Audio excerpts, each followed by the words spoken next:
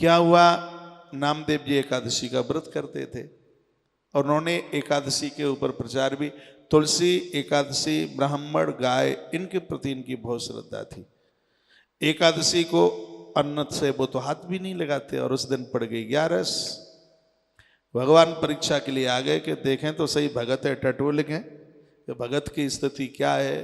सो शाम के समय पे भगवान एक याचक का भेष बना के आए और दरवाजे पर अड़ के वो भिखारी आके बैठ गया, हमें भूख लगी, हमें भोजन दे दो। और अतिथि सेवा में और कोई भूखा जाए तो बड़ा अपराध लगता है। नामदेव ने कहा तुम भूखे बैठे रहो, भले ही आज एकादशी हम नहीं लगाएंगे रोटिन ते हाथू, कहा हम प्राण जाई जगह पे छोड़ देंगे। तो नामदेव ने कही कि कल मरो सो आज ही मत जाऊ, हमें कोई चिंता की बात ना है, लेकिन हम तुम्हें रोटी देवे भाई ना है।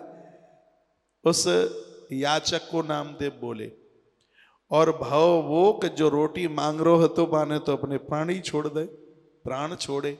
अब आसपास के गांव के वो नामदेव से बहुत जलते थे, वो सिगरे आए और काजा हत्यारे है, मारो मारो मारो। और ये ऐसो निर्दयी ताने दो रोटी अतिथि है नाई दई, और देखो बाने प्राण छोड़ दे। और नामदेव तो हर एकादशी की तरह अपने कीर्तन में मस्त। जैसे ही सवेरे 5 बजे द्वादशी आए वाई हती, नामदेव जी ने स्नान करो, भगवान को पूजन करो, चंदन लगायो, अपने माथे पर चंदन लगायो। और बाके बाद नामदेव जी देहली पे आए, देखी के ब्राह्मण तो मरो मराओ डरो है, बिल्कुल मरो परो है ब्राह्मण।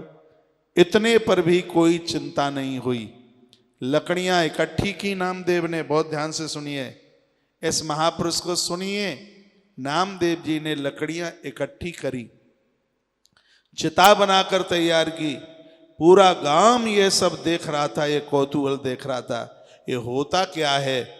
लोगन ने पूछी नामदेव क्या कर रहे हो।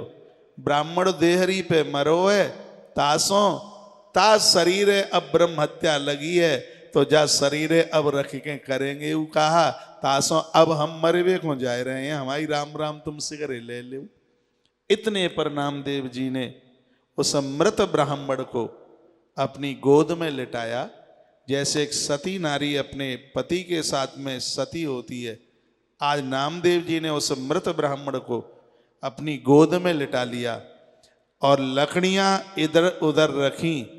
और जैसे ही उन लकड़ियों में वो आग का दहन करने को शुरू हुए, तो जो मरो वो ब्राह्मण गोद में सोए रहो तो बाई में से बंसी वाए भगवान श्री कृष्ण प्रकट हो गए और कहा नामदेव तुम जीते हम हारे, हमने तुम्हारी सेकंड वेर परीक्षा लई, तुम अपनी हर परीक्षा में पास भय।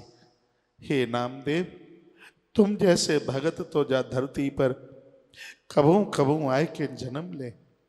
एकादशी की महिमा को विचार करके, तुलसी की महिमा को प्रचार करके तुमने मेरो जो अलख जगायो है, मैं जिन बातों को कबू भूल नहीं पाऊं।